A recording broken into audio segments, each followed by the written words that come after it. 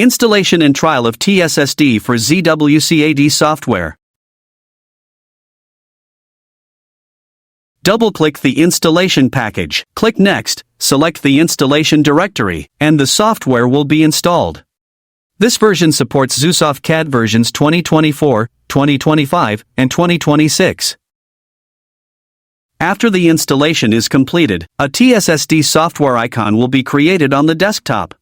Double-click to run the software, and under multiple CAD versions, a dialog box for selecting the CAD version will pop up. If there is only one CAD version installed, the software will open directly after double-clicking. After entering the software, a software authorization dialog box will pop up.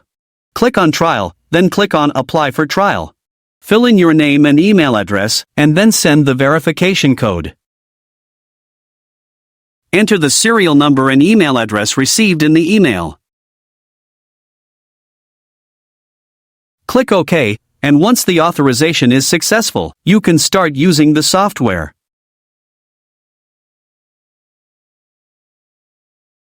Thanks for watching. Best for all Explorer software.